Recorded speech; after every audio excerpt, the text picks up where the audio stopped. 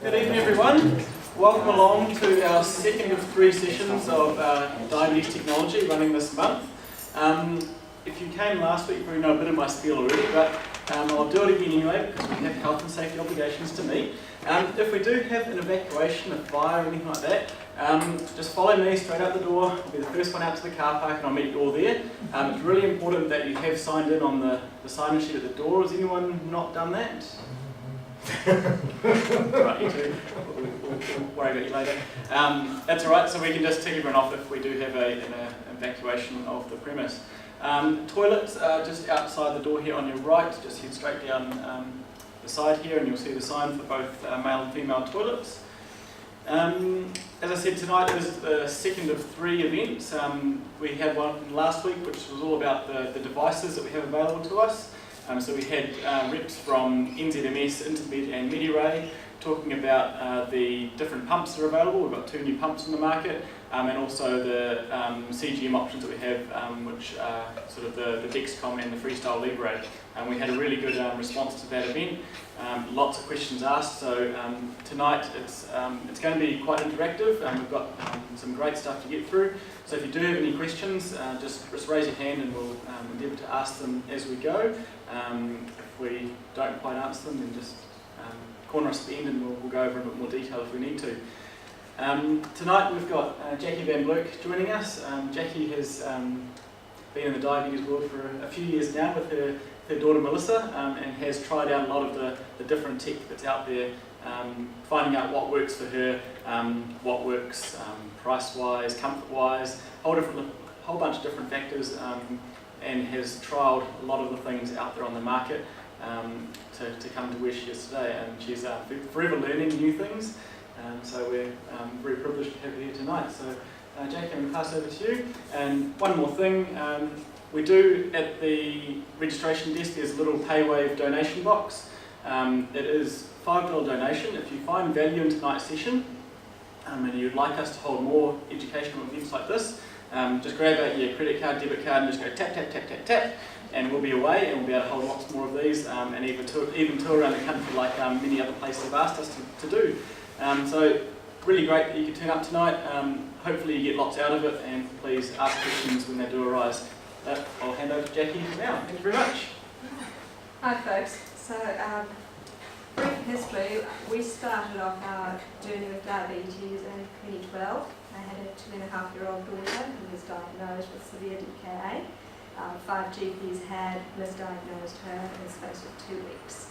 So obviously at that stage I was a desperate, stressed out mum, trying to find solutions for something that I had no grasp on. I didn't understand diabetes, I didn't know why it had come to our family uninvited, and all I knew was that I needed to manage a very volatile little girl's blood sugars, and I was a full-time working mum. My situation is I have to work full-time, so it's Dad, so we had our child in daycare from an early age. So I was out there Googling, as we all do, and I found a lot of different things, but not a lot of information on how I could manage Melissa's blood glucose. One of the things that I reached out for was an assistance dog. So I was one of the first people in New Zealand to have an assistance dog for my daughter. Her brother subsequently developed a dog allergy, and so couldn't send the brother back, had to send the dog back. So like Andrew said, we have tried just about anything and everything. I haven't gone down snake oil cures because I do believe we are doing the best we can with insulin and diet. But I work in IT, and so I always look for new innovation, new ways of doing things, and as much information as I can have so that I can better manage things. That said, HbA1c was sitting around 60 something at the last check, so we don't always do it well. The technology doesn't always help us do it as well as we can, but having visibility on numbers does add a little bit of leverage in, so that when your 9-year-old says, Mama wants some sushi, Mama wants some ice cream, Mama wants some lollies, you can kind of go with it and try and help them out. So, what I discovered after a year of injecting, and we developed our terminology in sniffs and smidgens. So, a sniff was about a tenth of a unit, and a smidgen was just a little bit less than that. And Melissa was on sniffs and smidgens to try and correct her veggies. We were desperate. We were picking up on the blood glucose meter lows at 2.7, where she'd be running around playing with her friends, happy as Larry, and highs where it was just an unfriendly group of high. So I heard about Dexcom, and I thought, wow, here's something that I can use. And I went in and I got myself the Dexcom G4, and hubby looked at me and was like, can we afford this? I'll put in overtime, we're going to do this. So we were on Dexcom, and I loved having the Dexcom. All of a sudden I could see visually, because I'm a very visual person, I could see what the numbers were doing, and we had some kind of clue as to what was happening inside this little child, who was at that stage 3.5. It also meant that daycare loved us a lot more, because they could start seeing what was going on as well. But she was a tiny little child, and I had to start a whole little sewing company to get little backpacks and little pump pouches for her, so that we could keep that Dexcom receiver within the 5 meters on her body, and at night we would lose signal and we had no visibility. So I thought, this is a little bit crap. We're dealing with communication, and communication is increasing at a rapid rate. I've got this electronic device, it's got information, I want that information, but I can't get it unless I'm attached to my child. If I'm attached to my child, I don't need the information. So, I thought there's got to be a better way. More Googling. And then I happened on Night Scout. So this is where the story really starts. At the time that I joined Night Scout, I think we were on about 500 members. And it was just happenstance that I stumbled across some information about other parents in the US who had the same kind of issue. Fantastic device. All of a sudden you've got trends, you've got warnings, but that information was staying either strapped to the child, which was great if they could interpret what was going on, or you had to run around with them within 5 meter distance. Now, I've got a 2-year-old at home as well. Staying within 5 meters of a little child is not possible at all times, and most of them don't want to. So that got us on to Night Scout. So I'll run through. You've had this talk last week, but this is the advantages and limitations of current systems. And I've started in Freestyle Libre. At the time that we started with Dexcom Night Scout, we had basically Dexcom available here for an arm and a leg, and Medtronic was there, but wasn't really being sold as a solution at all.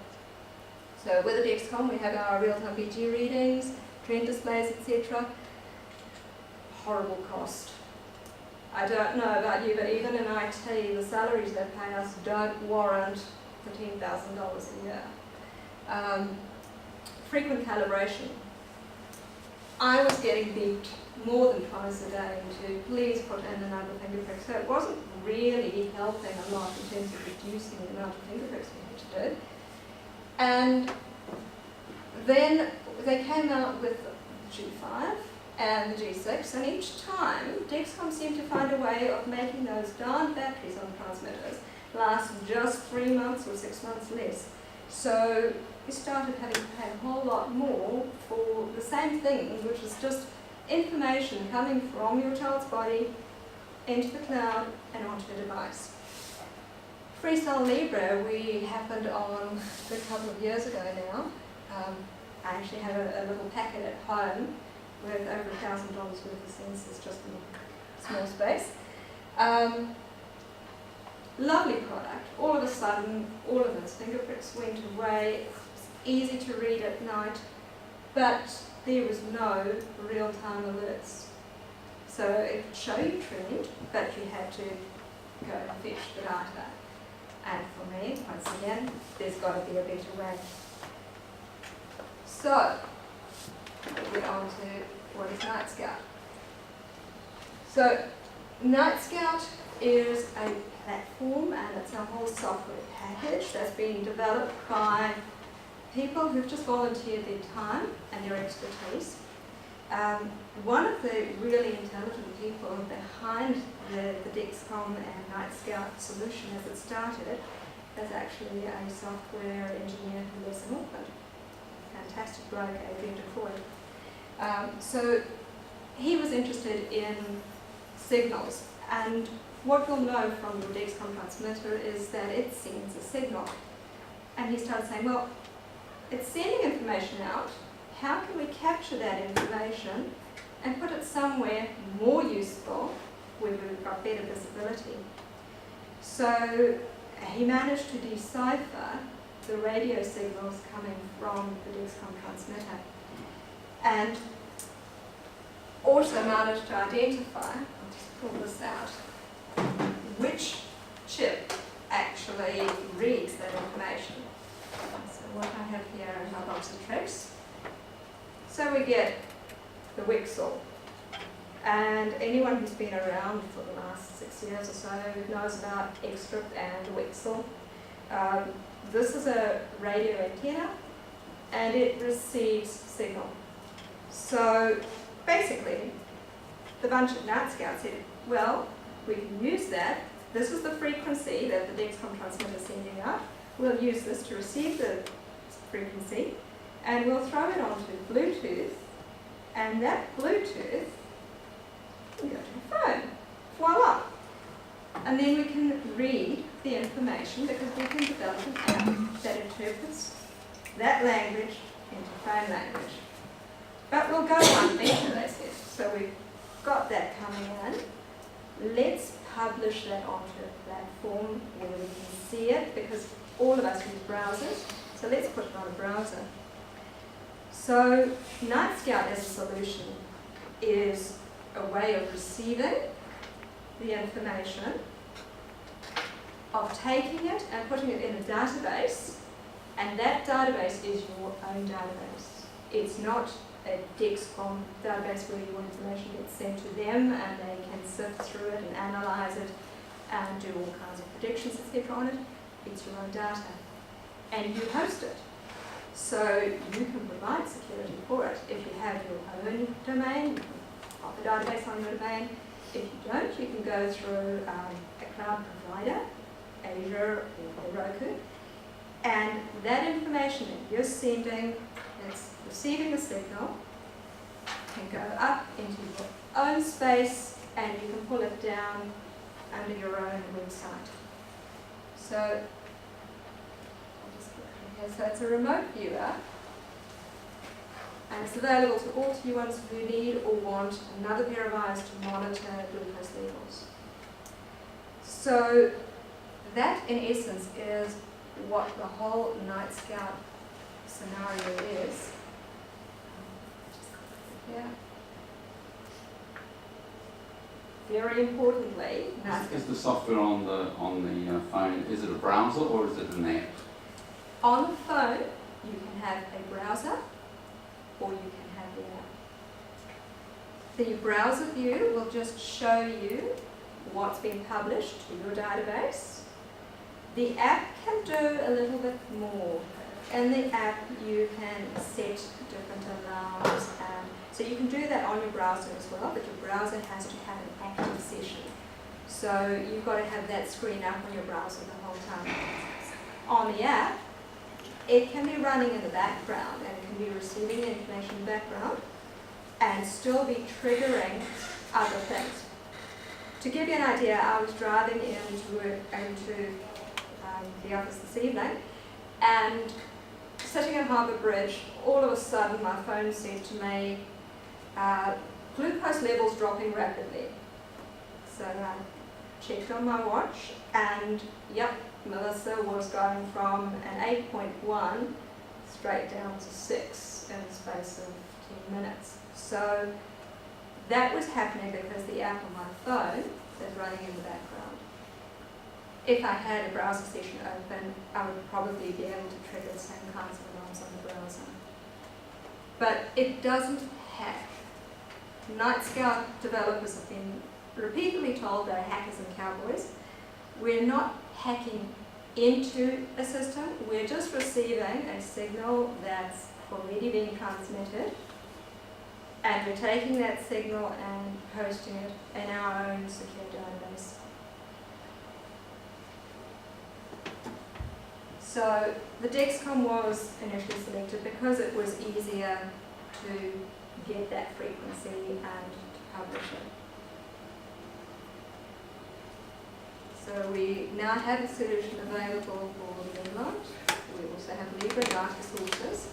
I'm running Meow Meow, but we have the likes of Limiter, Bluecom, Glim, and a lot of the newer solutions are actually either phone-based, where you just scan with your phone, or smartwatches that are picking up signals as well. So I'll skip through the how it started, because basically it's a collaboration of like-minded IT professionals, all with children or partners with type 1 diabetes, who really saw the need to get that information and to be able to use it real time.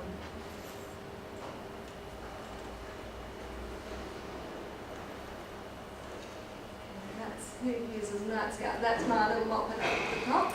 And that is why, if you'll see that this was 2 nights ago, I was sleeping and I suddenly heard urgent low glucose. So the phone spoke out the reading and told me at 4:40 when I'm in my deepest sleep, and it's off there than 5 hours that my 2-year-old gives me.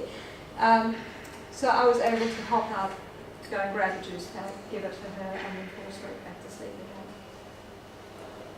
That's the who uses it. And it's not just kids, it's anyone who has volatile blood glucose levels and needs that monitoring.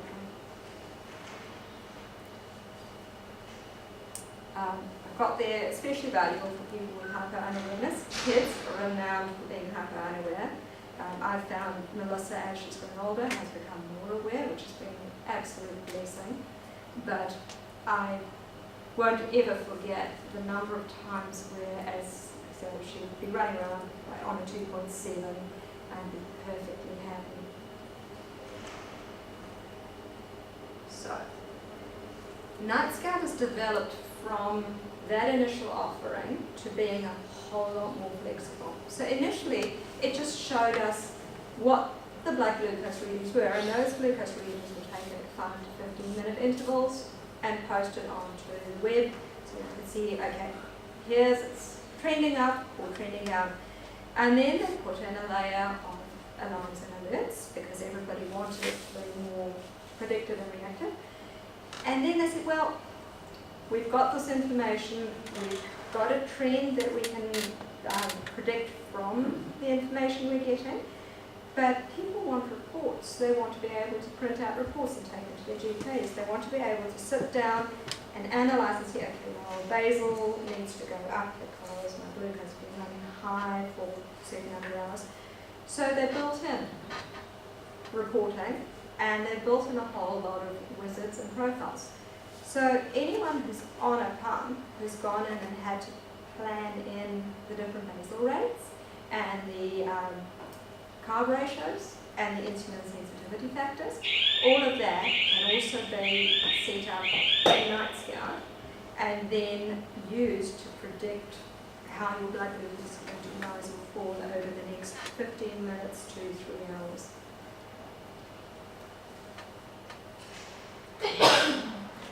So yeah, it's got predictive trends, additional data capture, you can put notes in there. Any notes that go in are accessible immediately. So if I have a TA at school who puts in a note on my Night Scout app on Melissa's uploaded phone, I can see that at my desk straight away.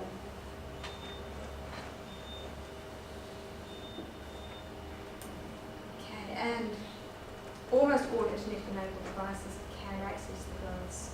So we started off about 5 years ago with Pebble watches. And there was a huge run on Pebble watches all of a sudden because people realized they could program in a watch face and they could get the VG readings. And that was my first smartphone. Since then, we've gone to the likes of the Sony smartwatch. This one shows you the readings, but the added bonus is it can be programmed to scan the Libre sensors and get the readings straight away. So that's, and the basal profiles and carb absorption rates have been included too, and that's just to enhance, so they've got predicted algorithms, but they can only see, okay, glucose is dropping, and then they use the previous sequence of dots to go, okay, well, we predict it will either go up or down. So you're always on the predictive screen and see either an up blue line or a down blue line, showing the best and worst case scenarios over the next 15 minutes. Once you start adding in additional information, so you start putting in the carbs that you ate, when you ate them, the bolus that you did for those carbs, what your insulin absorption rate is, so how well and how quickly you respond to insulin, and how long insulin lasts in your system, and your carb absorption, so how long does the carb take to break down. With all of that extra information, those two predictions, the best and worst case scenario, become a whole lot more accurate, and so you're getting a better picture of where you're heading.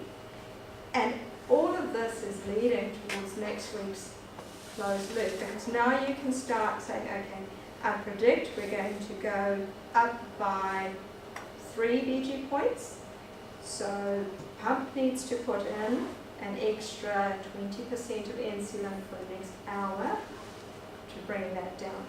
All of this information coming off a couple of different CGMs into the cloud. So this is the fun part, how to set up NightScout. Now, I took this PowerPoint presentation from something that I delivered in 2015, and I sat over the weekend trying to finesse it into 2018 speak. And in the 3 years, by golly, things have changed. I said back then it was just find yourself a tech geek who can solder really, really finely, and if you want to come up and see, on this little Bluetooth chip there are 5 wires that have been soldered on.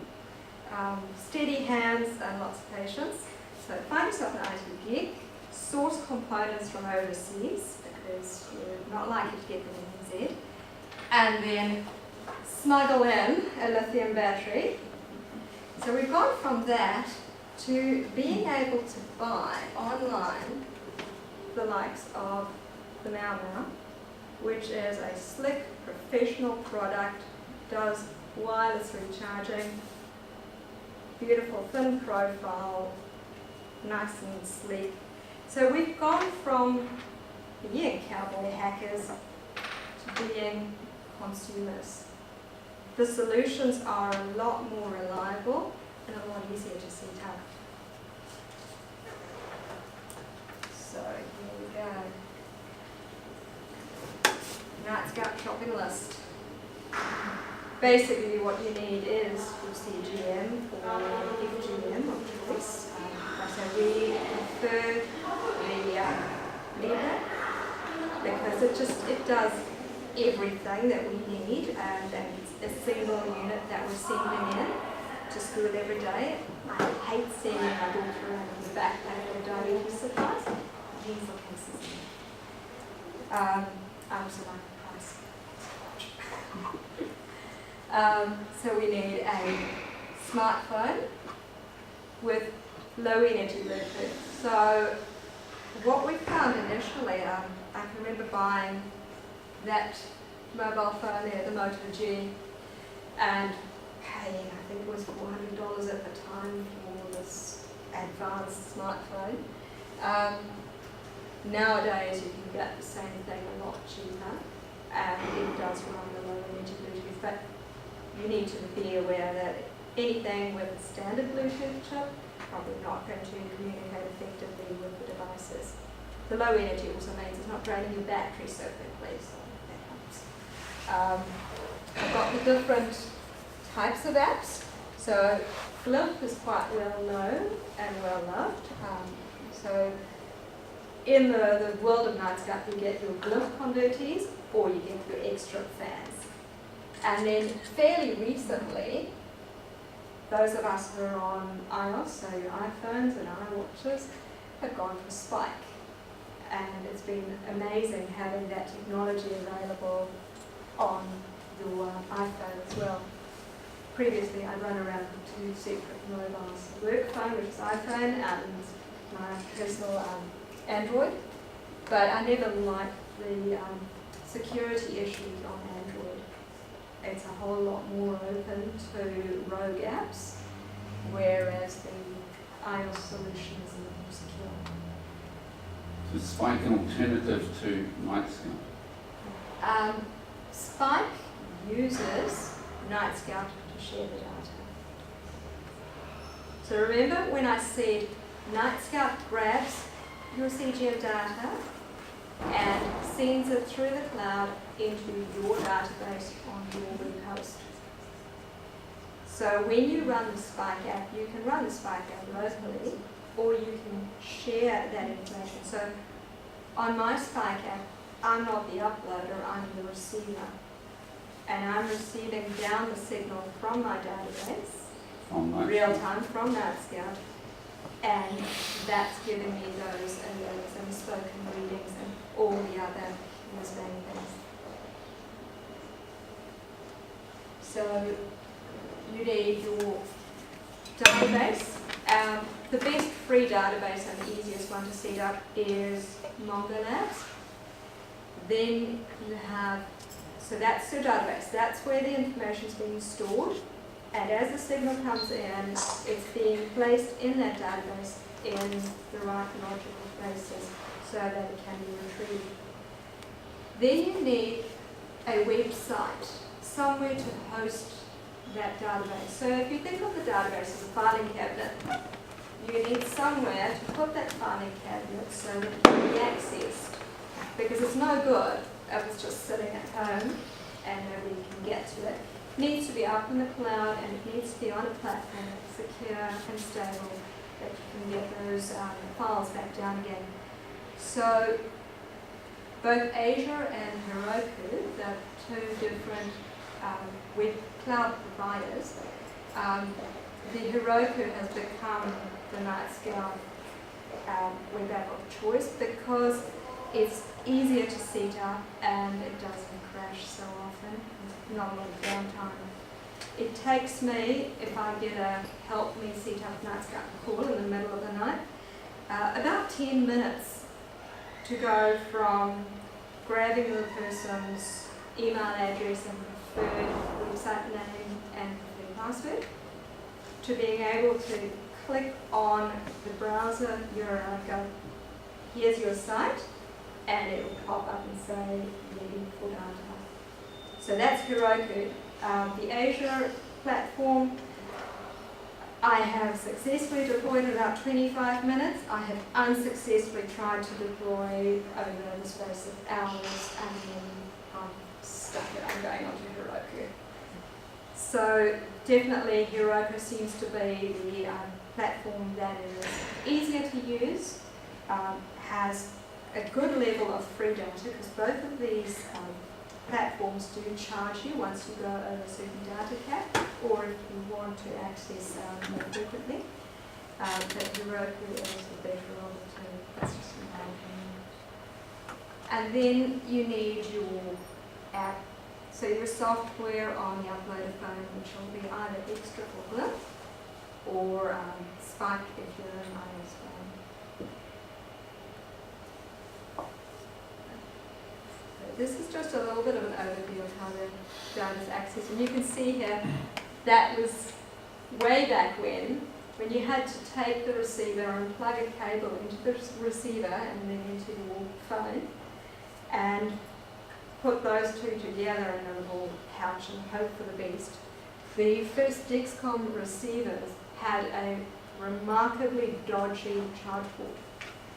And even if you were just charging it and not using it for this hacked solution, it would break. So I think in the first 6 months of having one, before we got on to NightScout, we'd already replaced our receiver. So we've gone from very physical, hardwired solutions to Bluetooth connectivity. So the data is taken, used to be off the receiver, now it's directly from the transmitting device, up into the cloud, into the database, and then down and onto whichever app or browser can access that information.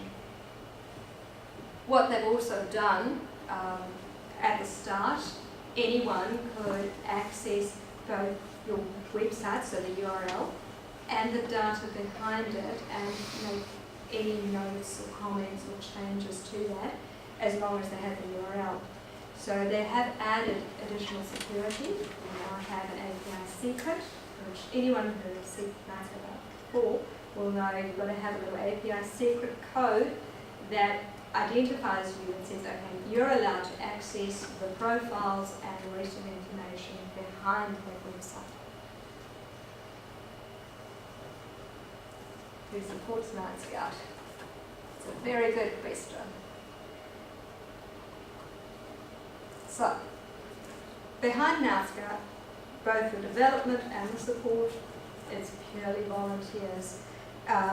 Around the world, there are forums, there are Facebook groups, there's the likes of Andrew, myself, anyone who's set up the solutions, who gets on and just helps out and gets people going on it.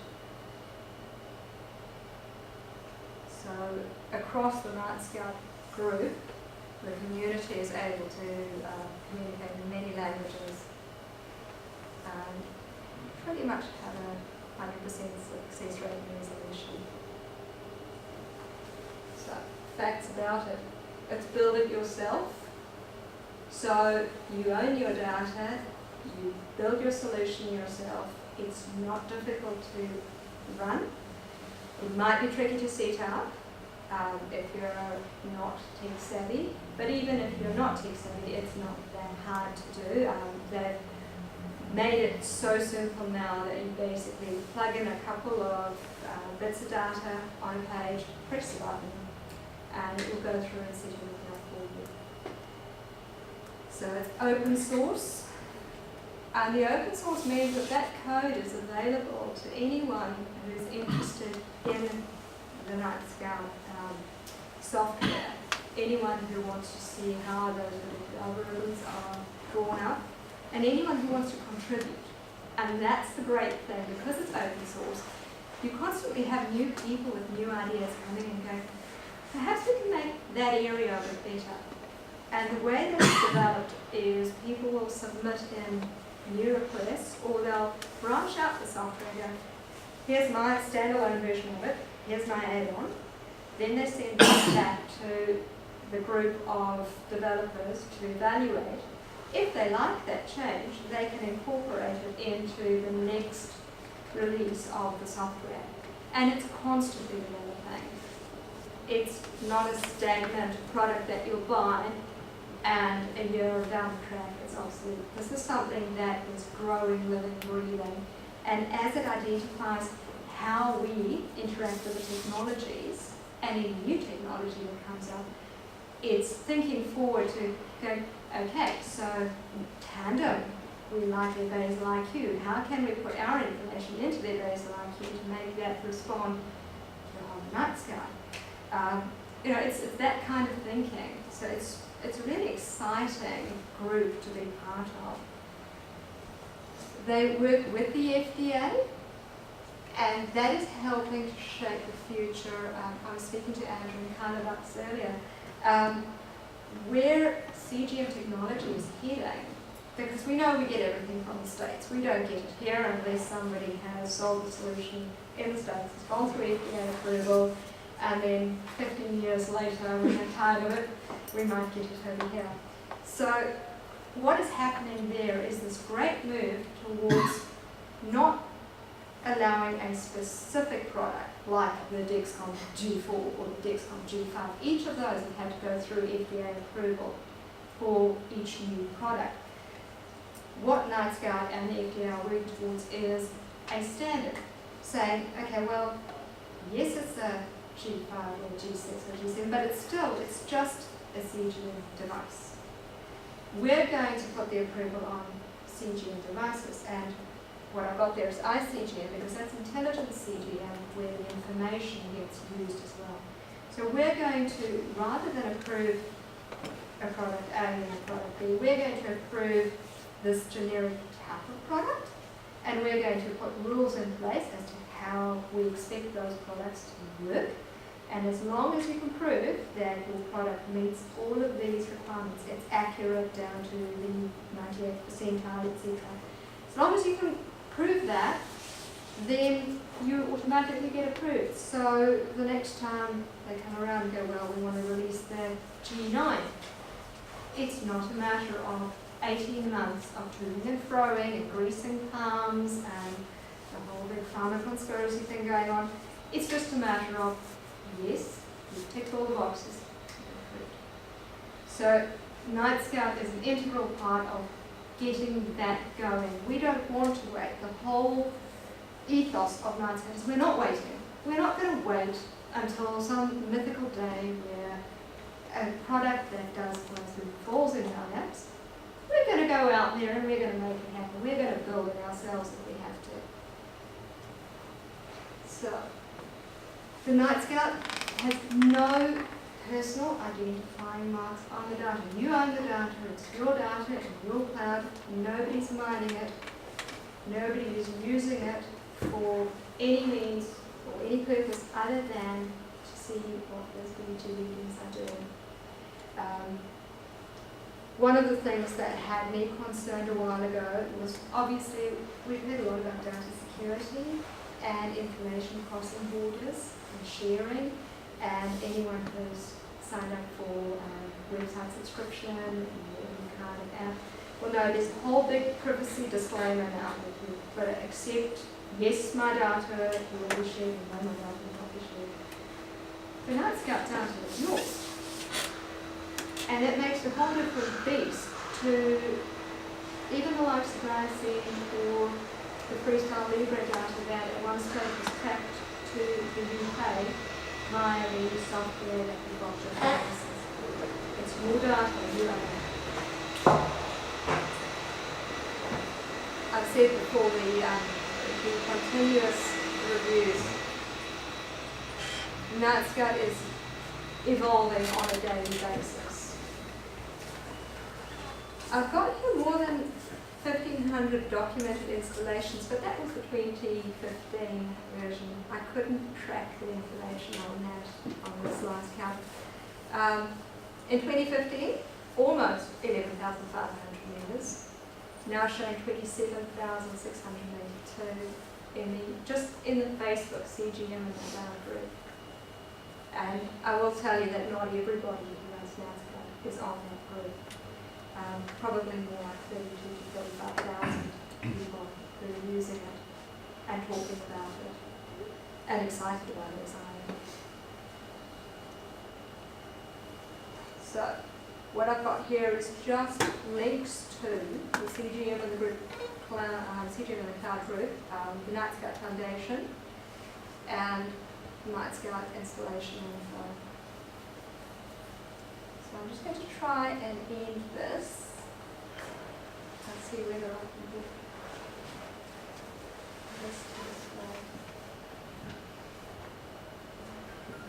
I might just move a little bit like that.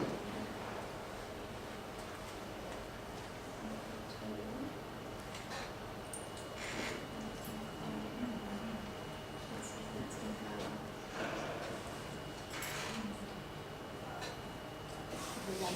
So apologies, we're a computer, you haven't seen anything. So that is an active instance of Night Scout running. So here's where I got the phone call, and it was coming down, and it was looking pretty grim until I phoned Dad and said, listen, it's time for that dessert that you've been promising her. Obviously that's gone in. It looks like the bolus has kicked in, because I can see that that curve is flattening out on the top, and it's predicting worst case she's going to be sort of at 5 or up at 13 in the next 15 minutes. And yep, so that's going to refresh, and I can look at that data over various time frames. So that's the 2 hours.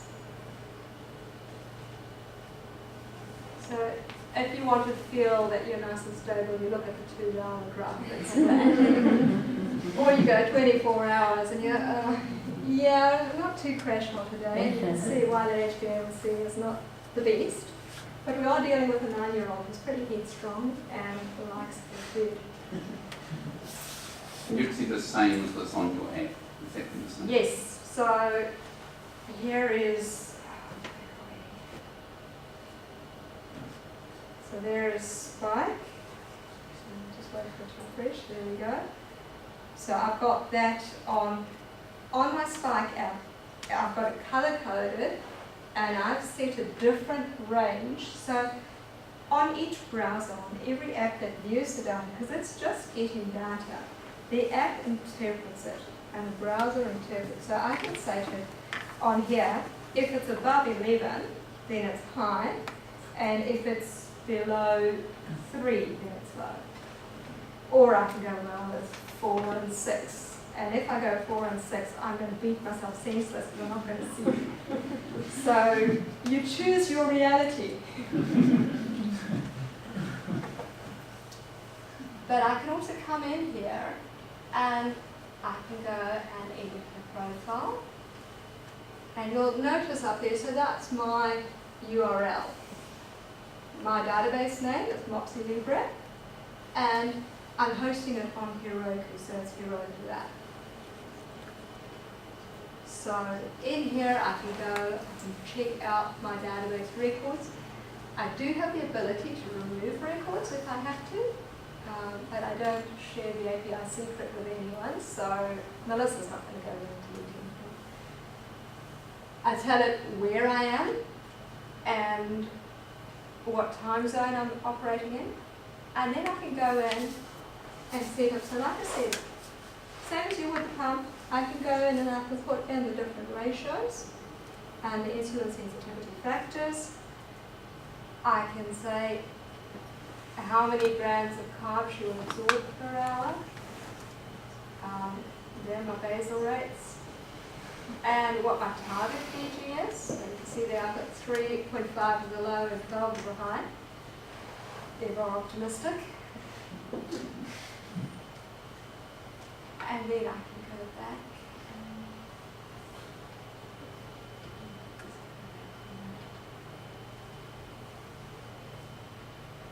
What you might also have seen at the top there,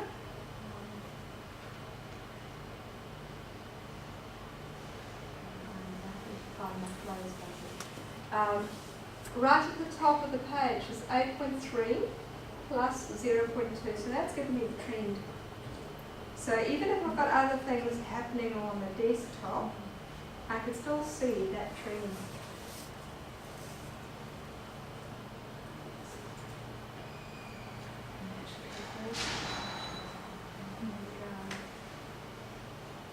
So the other thing I can do is set whether I want an American or NZ units. I can give it a custom title. I can show different values. So care portal, carbs on board, sensor and cannula age, all of that, if I have put in the information, then I can retrieve it back out again. So if I were to go down to micromanagement and document every time I do a sensor change or a site change, that would come in here. and this would be storing all the data for me. And then there's a wealth of reports as well. So anything you've seen on Diasend, the different types of reports, I can pull out in NightScout as well. So here's my reporting. So I can look at stats. Yeah. The moving feast, yeah.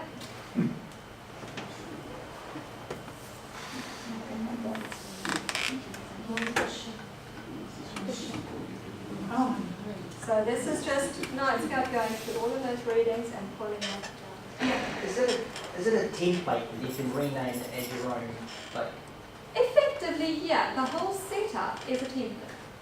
The whole setup, basically you go in and you tell it, this is my username, I want to do it on Heroku. You've got to have a couple of logins active at the time. So you've got to have gone in and set up a Heroku login for yourself, the Heroku account. You've got to have set up a GitHub account for yourself. And with those two things, you then click onto the NightScout setup and you tell it, call my website this. It'll go and check whether you can. And then it downloads it all and the software is basically a template. And then it just pulls, you saw how it was pulling in the data values, just pulls all of that in and presents it in a nicely viewable format. So, yeah. Once again, explains the HBA once again. And I sit there and I just smile at Craig and go, I'm sorry. I have sinned. My daughter and I love donuts equally. So that in essence is NightScout. Do we have questions? And do we want to walk through perhaps a little bit more on the setup side of it? I'm interested to know, presumably the traditional pharma companies have teams of people building software, trying to do much of this stuff. How do you and they relate? So most of that is happening in the US. And interesting enough, a lot of the NightScout engineers have been poached into the companies that are working on the solutions, like Beta Bionics, the likes of the T-Slim. They all have people who are involved in the NightScout community working with them. Obviously, the engineers aren't going to divulge too many of the proprietary secrets for each of those companies, but at the same time, the ethos of NightScout is directing how they're delivering their products. So this is a case where the consumers actually stood up and said, we wanted to do this, and they have formed the thinking, and then the pharma companies are paying attention because they know we operate in very little sleep. We're pretty pissed off people at the best of times. So we're going to get what we want and we're going to make it happen because we're talking about our lives, our kids' lives. We've got a vested interest in seeing a product come to market that's going to give them a run for their money if they don't do what we need. And so it's a really good symbiotic relationship where we're egging them on. And initially, they did stand up and say, FDA, go and shut those people down. They're cowboys, they're hackers. And then they realized, well, they don't have a leg to stand on because we're not changing their devices. And we're collecting information that we have every legal right to. It's our information. So we collect it, we use it, we interpret it. And as I say, that whole way of thinking has caught on. And they've gone, okay, so the consumer's telling us that this is important, so we'll focus on how we develop our products to meet that need. So it is a really good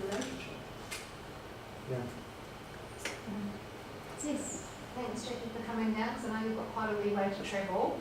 And thank you for all your input into that, because I think you're correct that the only reason we've managed to get the other companies to do something is because you guys are so far ahead. And they were going to miss out on their income from that. But my question is, if I am willing to pay for Dexcom and G5 and G6 when it comes, is there any point of having Night Scout? That's my first question.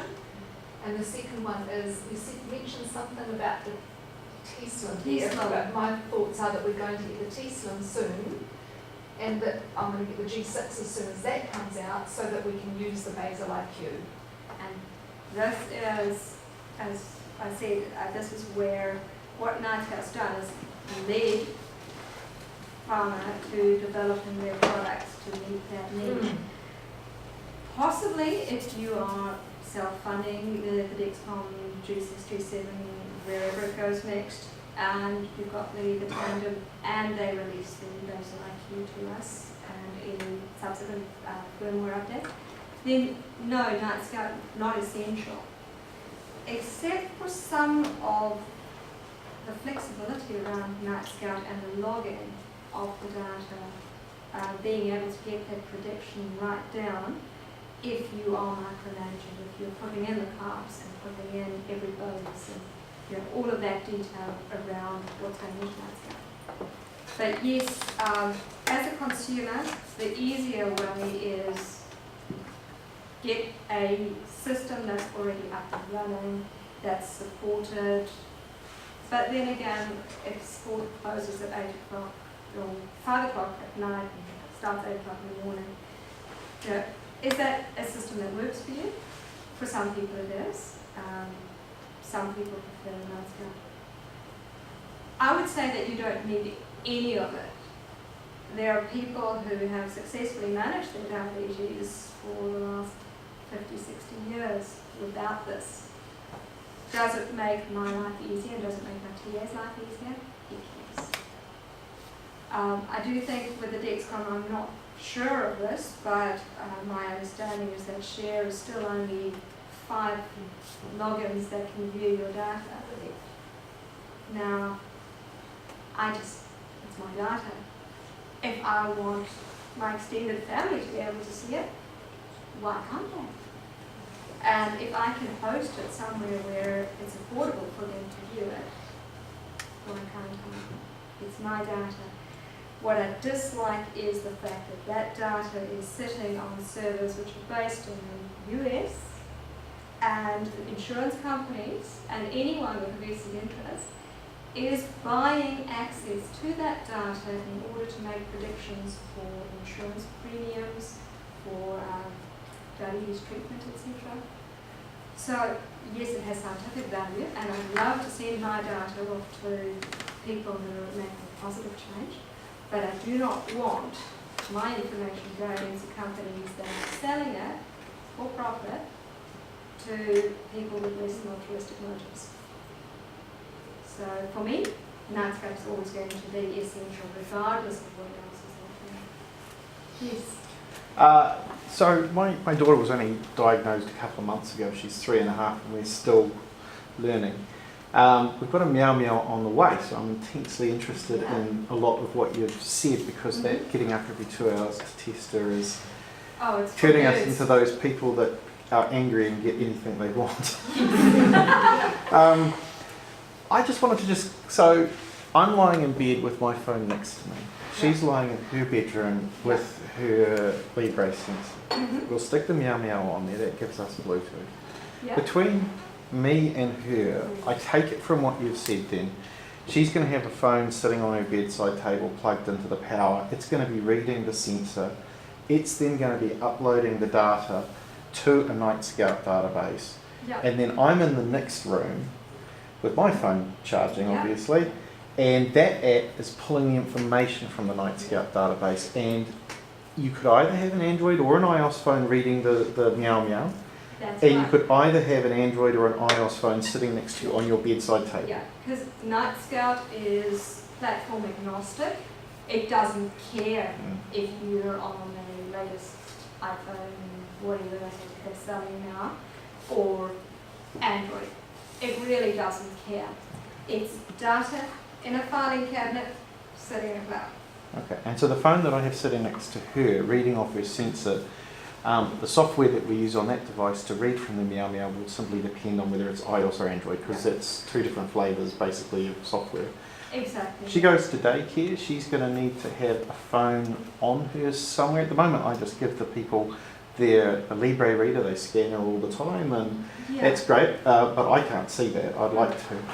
Yeah. And hopefully I will once we get this up and going. Yeah. But she'll need a phone near or on her. Any tips for Yeah. how a 3.5-year-old should have that phone within however distance it Yeah. needs to So, be? like I say, we're back to Yeah. Melissa, 3.5-year-old, and I made these little backpacks Yeah. that they could put the Dexcom receiver on her back so she could run around daycare with the receiver. But I was also very conscious of the fact that I think I paid $800 per receiver at that stage. Yes. And she was running around with a rather usable device. So I personally, like I said, I'm an iOS fan, purely from the stability and reliability. I've had Spike running on, so Melissa's got the little iPhone SE, the pared down version. It's, I think, the cheapest in the scheme of things. She's got that, it goes to school with her. I lose her readings for about 15 minutes after she's had lunch and she's running around on the field. But that phone is not on her. It's in her medical kit, which is either on the teacher's desk or with the TA. How close does it have to be to her to work? Bluetooth. What, So roughly, roughly, Bluetooth operates best in about 6-meter distance. You can test it open space. You could probably push it to about 10, perhaps 15 meters on a good day. But you will know if you're operating a Bluetooth headset or you've got your phone on Bluetooth speaker somewhere, that there's a range at which it stops being effective.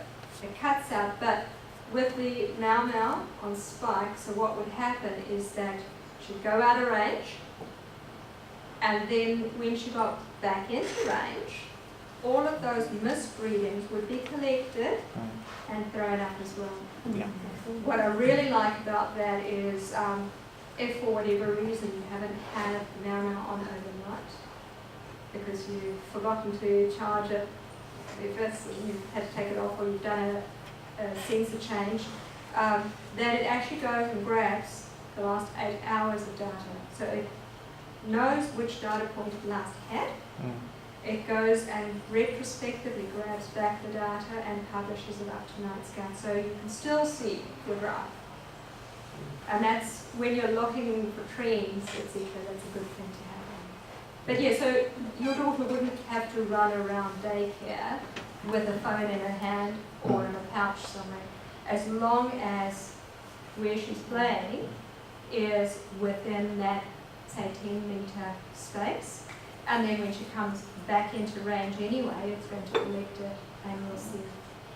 So as long as they sort of drift into her vicinity with the Exactly. phone every Yeah. half an hour or whatever, that's going to be more than perfectly enough. fine. Yeah. Yes, okay. Yeah, that's already a lot more visibility than you'd be getting. Yes, yes. Excellent. And it doesn't have to be, the phone doesn't have to be next to her head when she's sleeping. I've got, so the 2 bedrooms and we've got a staircase. I put the phone on the landing. And it's far enough away from her that I'm not too worried about whatever might happen with signals and heads. And I do worry sometimes that, you know, in 20 years' time I'm going to go, damn, why did I allow all these Wi-Fi frequencies? But it gives me a little bit of peace of mind, and then it's close enough to us. You can run the whole Night Scout rig, so receive a phone and upload a phone. You can run it in camp mode, where instead of going up into the cloud, the devices are actually talking to each other. And so you don't need that extra data plan and you can put it up and down. But it just makes it convenient. It does make Yeah, it to have that central Yeah. repository. Yeah, Yeah, okay. yeah, and for daycare, absolutely awesome. Yeah. I'm quite well, my daughter's on a pump and that, but she's got the Libre, but the Mau Mau, so it's just a one-off thing that you get and recharges, you're saying, or? Yes, so I've got a spare here. Now, this one is actually going back under warranty. And that's a nice thing. It's not, cowboy, please try, and I managed to pull the wire off and sold it back together. They do sell it as a professional product, there is a warranty on it. This one, for some reason, I was speaking to Andrew, and I think that's why. Caught up with him for a coffee the other day and said, and I've got a spare now that I'm keeping in my back pocket just in case, because I hate to be without it. And the following day, it stopped transmitting. And I did a reset, as they tell you to do a reset, and nothing. So they can fail. Night Scout is only as good as the sensor, which can be dodgy, the transmitter, which can be dodgy, and your internet connection, which can be dodgy. What's the overall life of a Mau Mau? What's the It's history supposed to have at least a 12 to 18 month warranty on it. So that charges wirelessly, so it's got a little magnetic charger that's on there. And once it's charged up, it can last over a month. So we probably every third sensor change would charge it up again. And I can also, on my Spike app, I can check and see what the transmitter life is. So I'll just go into that. The Mau Mau device is fairly recent development. It's only been in the market not very long at all. So no one really knows how long. A couple of years in the Yeah, market. a couple of years of that. Your colleague last week said it's lasted for the last 2 years or something. You mentioned 18 months or something. Oh, so the warranty would be 18 months. They've been out to market since about, I think it was March, that we were able to start buying. And yes, I've got their name. So here it tells me Master's device battery is 42%. So that's Melissa's iPhone sitting at 42%, so probably time to go on the charger. Master's Mau Mau battery is at 60%. And I think I last charged it at the start of October. So it's doing pretty well. But I can tell all that. It also tells me the sensor age is 9 days. I've come 9.9 millimole. And it gives me her basal age of 0.35. And she's 9.1 going straight up. So dessert is well and truly cooked in. But yes, so that's the Mau Mau there. What about the Bluecon hard drive? Just before we get onto that, how much is the Mau Mau? Okay, Mau Mau. $199 US, isn't it? Yeah, they work Yeah, out to good. about, just around about $300. It's about $300. Where do you get it from? You buy the Mau Mau from, is it maumau.cool is the website. What I'll do, Andrew, I'll put all the links for purchasing, etc. onto the presentation, and we'll publish that. Yeah. So they come out of China, they take between 1 and 6 weeks to arrive. They also sell bands to hold it into place and stickers as well. So what I did when I bought mine is I bought a whole bunch of the stickers. It's double-sided tape essentially, but it's shaped into the shape of the Mau Mau, so it makes it really easy. And they're good stickers, they last 2 But weeks. when they send you the kit, it's already got some in a it. huge number of stickers. So I just got an extra bunch of them because I don't really want to pay $20 shipping to get Yeah. $5 worth of stickers. And then you can also have little holders printed up, so this is a flexible plastic. Have you got your one on? I've just got a question about Yes. the lamps. Yes. So, do you set a level or can you set the trend? You can set both. Okay. So you can tell it, I want to know when she's Jumping rapidly. or if her blood glucose level is falling at this rate or faster, or rising at this rate or faster, then I want to know that. Now, the other great thing about the Spike app is, not sure if any of you are aware of IFTT. It's internet triggered basically communications and reactions. You can set up an IFTT if the weather is 18 degrees, then do something. It's basically encoding if this then that, IFTT if this then that, but you can tell it to link into the Spike app. You get a maker key, and that code identifies your device into the cloud, into the if this then that system. And so if her blood glucose drops below 3, all hell breaks loose on my phone, because the if this then that also kicks in, and you can set that up to SMS you, so to send a text message, or you can set it up just to send an alert to your phone, or your watch, or anything really. You tell the system what you want to have happen. If you were running Bluetooth lights at home, you could have if this then that trigger the lights to change colour. That is where we're at nowadays with the interconnectedness of things and the number of internet devices in our homes.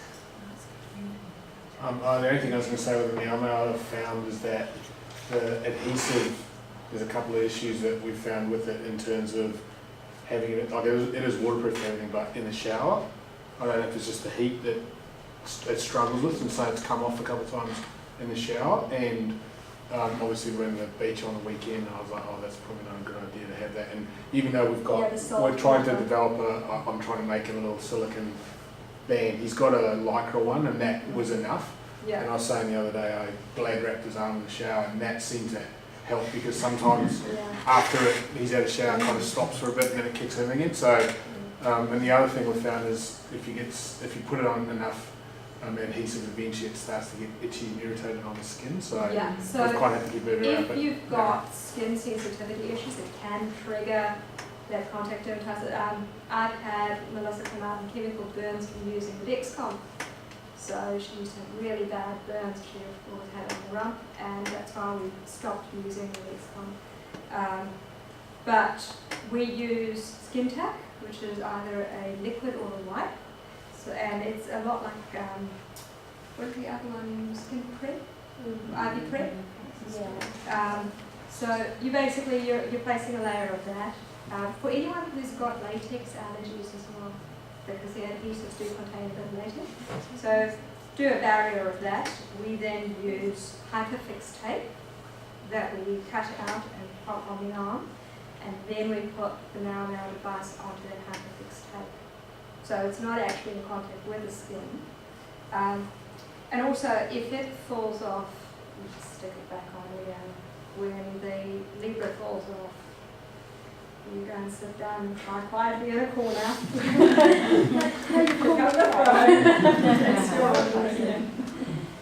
But yeah, there are issues with adhesive, both in terms of adhering and reactions.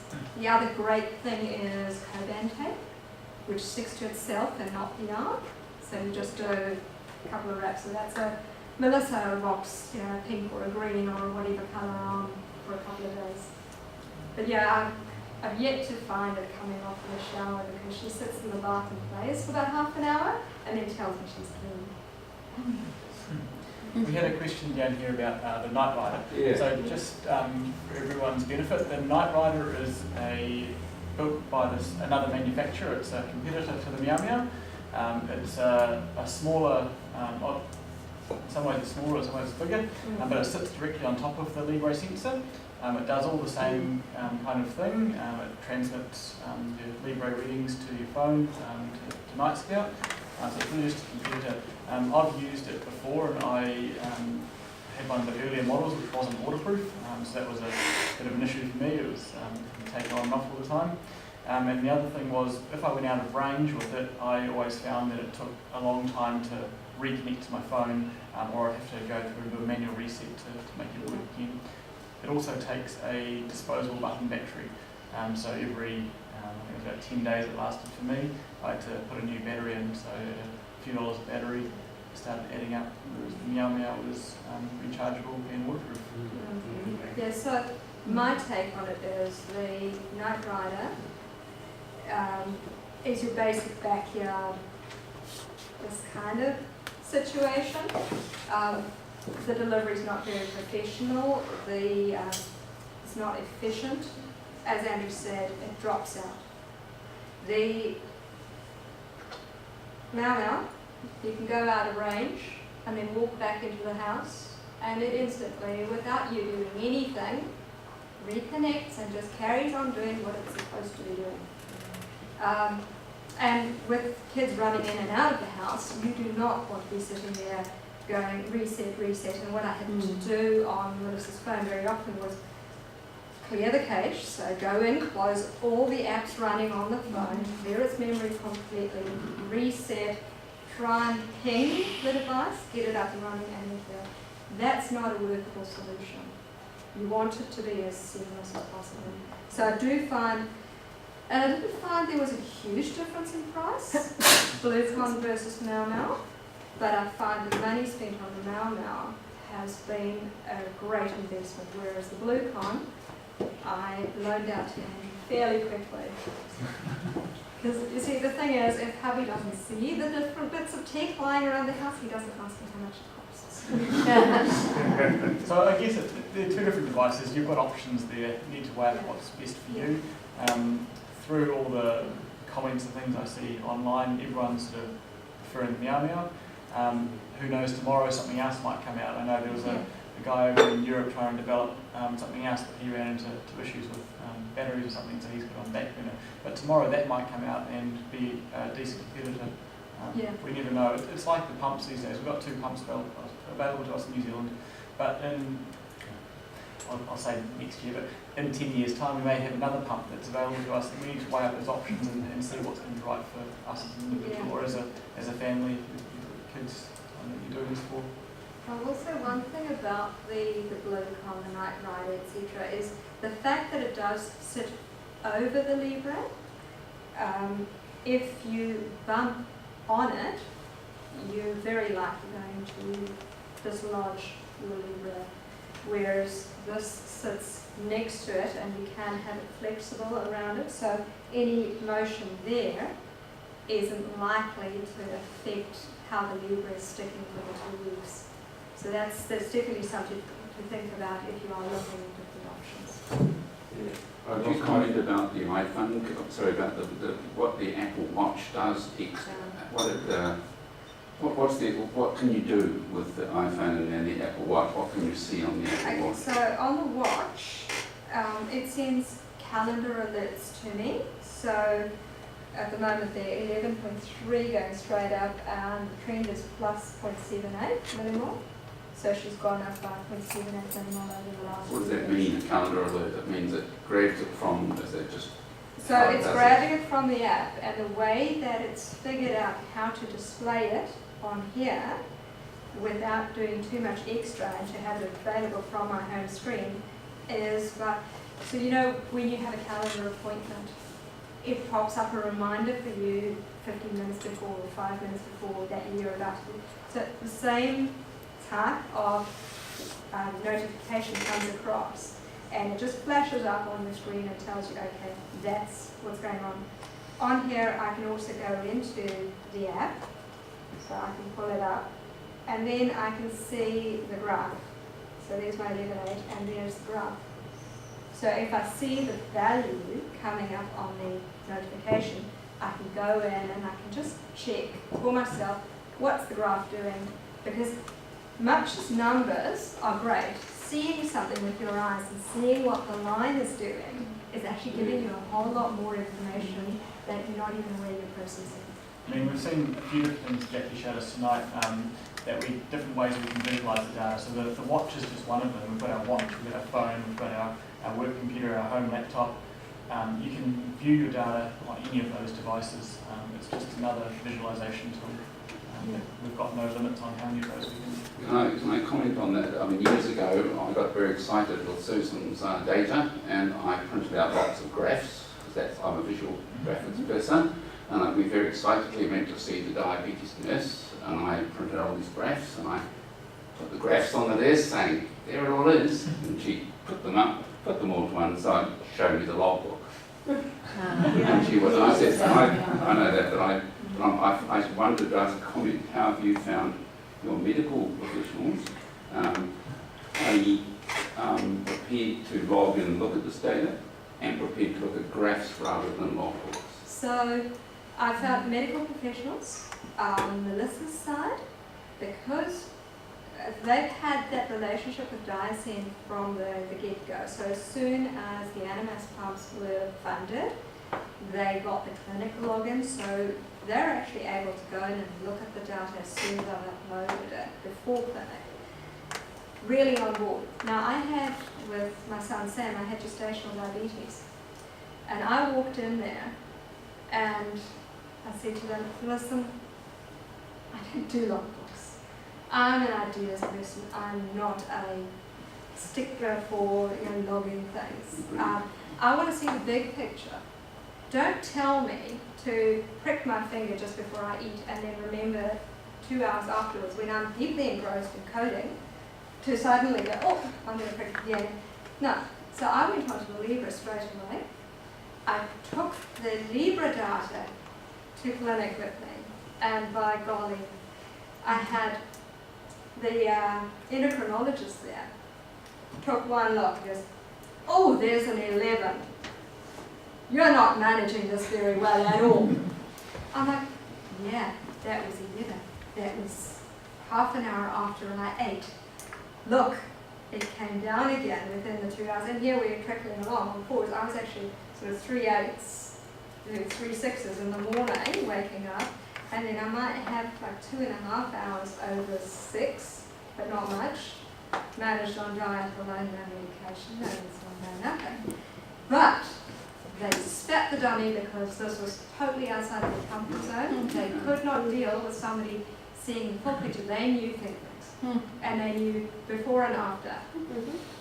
They didn't realise that, yeah, before and after you've logged, but you can't tell if in the next 8 hours that you say you didn't eat, you're going to have a caviar and go, whee, and come back up. But my graph told them everything. There was no hiding away from the numbers because every single 5-minute increment was there. So are they changing now? Are they changing from in the gestational diabetes aspect? No, they're still not aware of the technology. And I think, George, it's a fantastic market to be going to and saying, get your ladies onto this, because one of the things they told me was they see a lot of people who are resistant to finger pricking because it hurts. And it's a lot of admin, and they're busy mums trying to do a whole lot of different things. And it just wasn't working for them doing logbooks, but they only understand logbooks. Karen, the DB nurse, was a Nazi about every week, Jackie, what are your numbers? Well, here's the PDF of my graphs. No, but what are your numbers?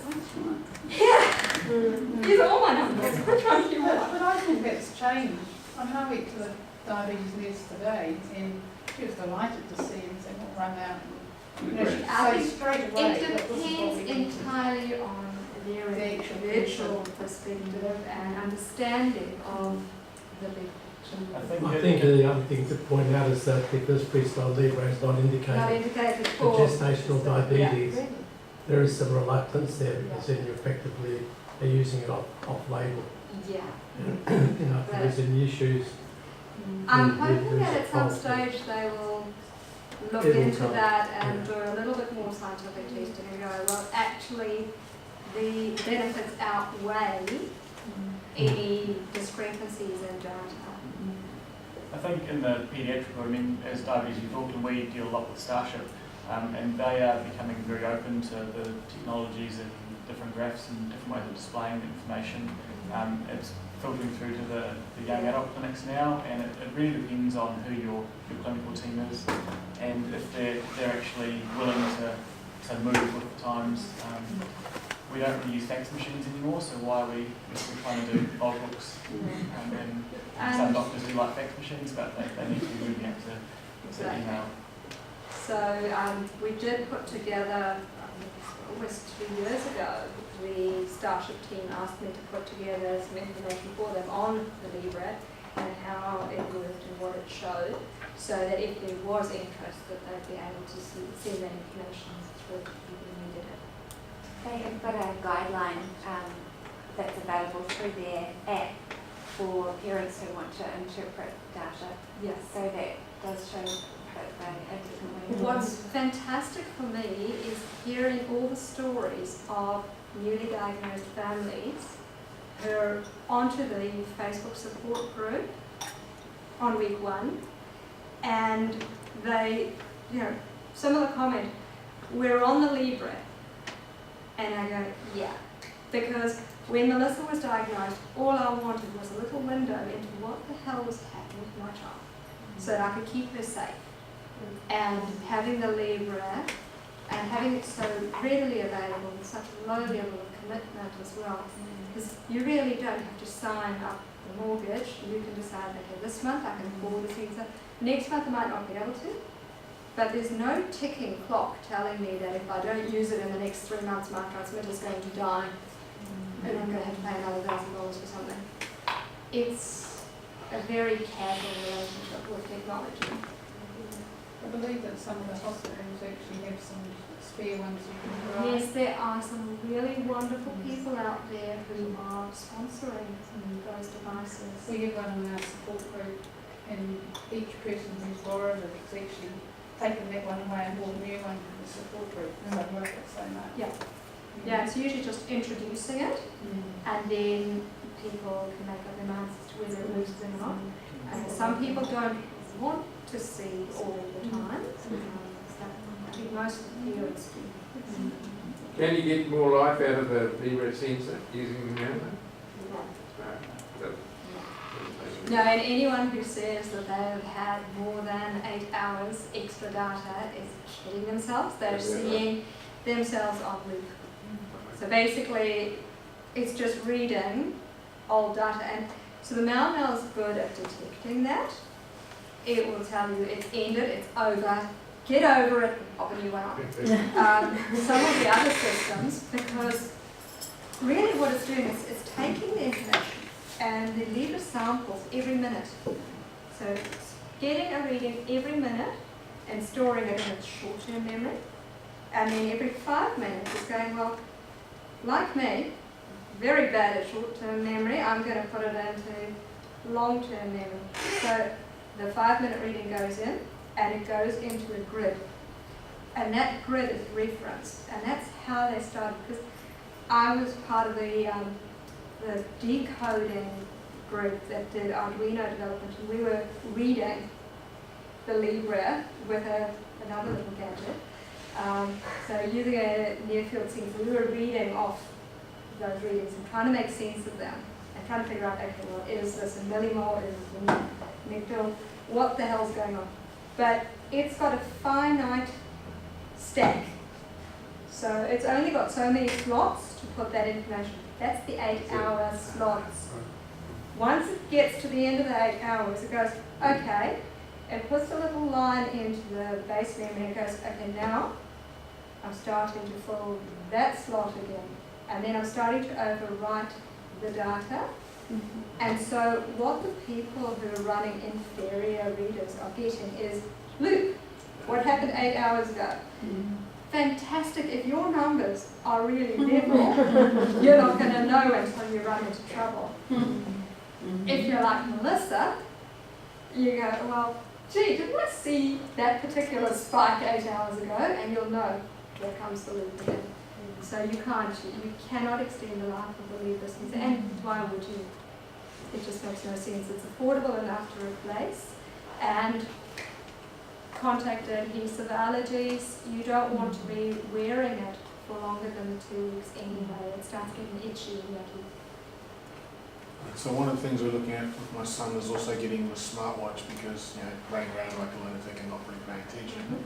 So being able to actually have him have his smartwatch and have him get the alerts and go, because he's really good with the hypos, but the other bits then suddenly he just starts acting up. And so have you used that on the daughter yet? Or? I've used that, the Sony S3. I found it a bit flaky because everything would be running fine and then you get an Android update.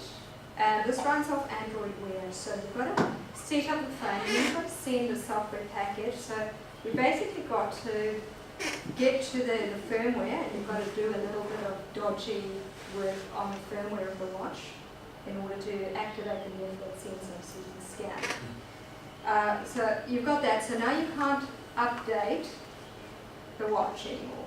It's stuck on a really old firmware version, so it's got bugs. You get a new Android phone update, and all of a sudden the watch and the phone aren't talking to each other again. And so it was immensely frustrating. Yes, when it worked well. So if I was out shopping and I had the watch on and everything was running as it should, I could just go, Melissa, let's just check you quickly. Why are you having a tantrum? Okay, that's why you're having a tantrum. But not very, very solid. You've got to be prepared, when you're doing stuff like that, you've got to be prepared to have a lot of headaches and a lot of frustration because it doesn't work consistently. So the other thing that they've said is the next thing since sliced bread is the Finale watch. Now this is a watch with a SIM card. So it's got the Bluetooth, and it would be talking to the likes of the Mau Mau. So you'd wear the Mau Mau, you'd wear the watch. The watch has the app running on it, and it sends it out. Problem with these, as with, so this also used to be the best thing since sliced bread, the little Melrose. So this was the smallest smartphone you could get, and great for kids because you'd set up a little rig with this and that in a little case like that. So the whole thing would just fit into a pencil case and they have your numbers. The problem with those small screens is you've got to type in your Nightscout URL. And I was trying today to set these up so I could have them running. It's bloody hard. You know, you're sitting there and delete because I typed an E instead of an M. Okay, now we're on to the next character. Really tricky to configure. Once you've got it running, possibly okay. This is way too low. The battery life on it is shocking. I think I've got 6 hours. The charger clips onto the side like a bulldog clip. So it's not even a proper magnetic Wi-Fi charger. And yeah, just not the best option. And none of these issues with the iPhone, with the iWatch, with the Apple Well, Watch. the Apple Watch is only displaying data. It's not trying to upload. These two are trying to be uploaders, whereas this is just giving me Something from your phone. Then here we go, 13 and going up. It's like watching the stock exchange. When is it going to come that down? Do you need to bring home? No, he knows who you're talking to. Can Nightscout get data from other sources? So you've shown here things like pump readings. Can it pull that out of like Diasyn, or can you get data from other places? I don't know that you can enter it. So Nightscout is your filing cabinet on your preferred location. Some of the apps do have additional connectivity, so they possibly can sync to Diasyn. What I noticed on the Spark app the other day is that they've actually gone and incorporated a whole carb library. So there's a database of foods and their carb ratings. So donuts, pop it in because I'm trying to put in a carb bolus, and it wants to figure out what carbs are going well. It goes through the search database, which is embedded in the app, and pull out values for a whole range of donut providers and choose which one. So yes, the platform, so the applications can integrate with other applications and other databases, but your Nightscout database is sitting in its little filing cabinet on the cloud. You can't get, I tried to do that called the Animus data from Darcy to Nightscout. I asked them, and you can't do it. So you have to then do it intern to Nightscout. So. Yeah, what would be phenomenal, and I've always had this issue with Diasend and Ananias, I throw all of my readings up through this little really odd USB dongle. I can send it all up, and I can pull down its food database, which, yeah, has anyone ever used that? So I can pull that down, but give me a replacement pump, and I have to sit there and manually key in every one of my 12 basal rates. It's ridiculous. So I had a little incident at ANZ Bank yesterday where I was trying to verify myself for my Australian super, which I can now no longer do. They made me type out a letter at the bank with the bank teller proving that I was who I was, and that had to go by snail mail to Australia to confirm that it was who I said I was, because they had my abbreviated name on the document. But everything else is my full name. It's the same kind of mentality. Like, what the heck? Are we operating in an electronic environment? It's ANZ Bank. They have similar and integrated systems. Can they not talk to each other? And no, some things just can't. And that's where Nightscout comes in and says, what the hell, we're going to make something else that does talk to itself very nicely. So basically someone to make an app to do it, does it pretty much? Keeping data up into Nightscout. It would, I think, with some of it, so Diasend in particular, proprietary database, okay, sensitive, identifying information.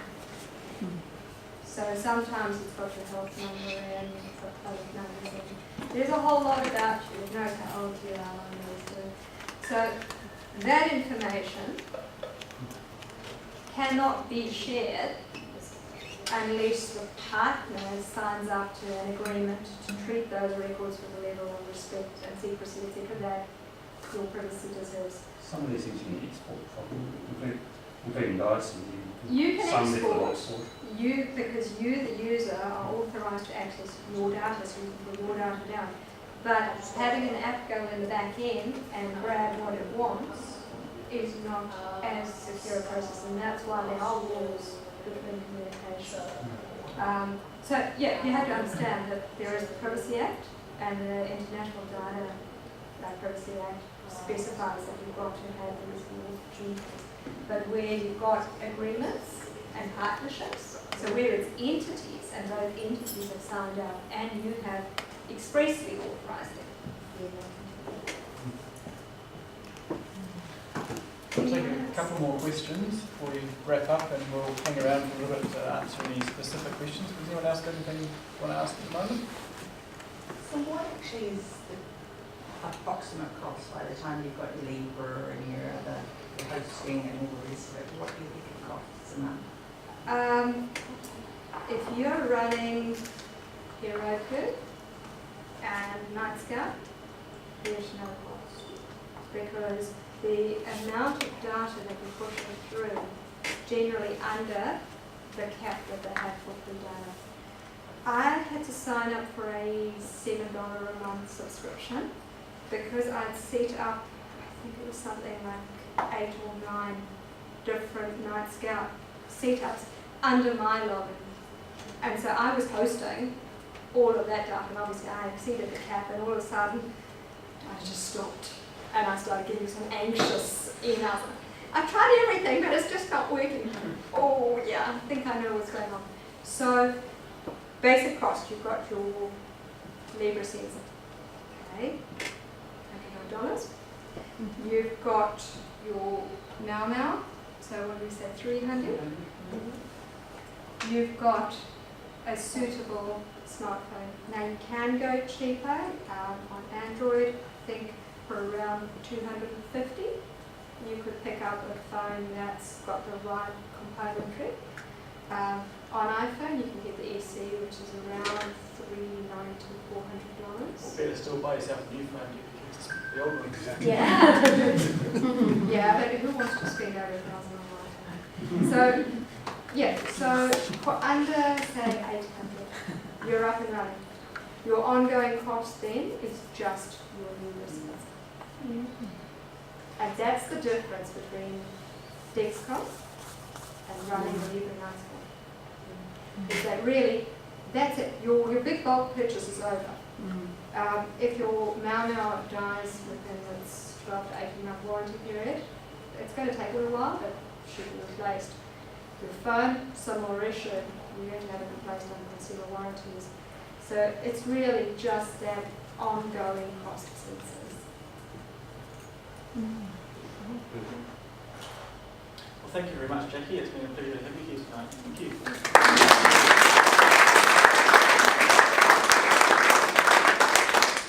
And on behalf of Diabetes New Zealand Auckland branch and Diabetes Youth Auckland, I'd like to thank everyone who's come here tonight to listen to Jackie speak. I hope you've all had gotten some value out of tonight's session and learned a few new things. Maybe asked a few new questions or had a few new questions raised in your own minds. We'll be absolutely happy to answer. As I said earlier, tonight is our second of 3 events. Next week we are getting into the a bit more of the nitty-gritty tech stuff. So this is a natural progression from last week's talk about the devices and what's available commercially to today's one, which is all about Nightscout and the software that we have available. Next week we're moving into more of the hacking side of things. Now this is where it gets really, really interesting, and I could probably go on for a wee while about it, but I'll save that for next week. But essentially it's taking the data you've got in Nightscout to then be able to control your pump and be able to change your basal rates, deliver boluses all automatically. So it is creating a closed loop system. It's a do-it-yourself, but it's not a do-it-alone kind of system. There is a large community of people who are doing closed loop systems. Unfortunately for us, there's a few things that we're battling with at the moment. With our new pumps have been funded, but there are still a lot of good options out there for those of you who do wish to go down that path, or even just come along and find out what is it all about. What are people doing, and what could be made commercial in the future. So I do invite you all to come along next week as well. The registration link will be sent out to you this evening after tonight's session, along with a feedback form. We do value your feedback, good and bad. We always want to know what we need to improve or what we want to deliver more of. If you've really enjoyed this session, please let us know, because then we can plan more of these in the future to help our wider audience. Lastly, as you exit the door, just to exit out the door, you just need to get into your wallet, credit card, tap, tap, tap, and then you'll be able to get out the door. In all seriousness, if you have found value and you do like these kind of sessions, it obviously costs us money to put these on, and we run solely on grants and donations and fundraising. So if you have found value in coming tonight, then please consider supporting us in what we do. But apart from that, I'd like to thank you all for coming again, and thank you and good night.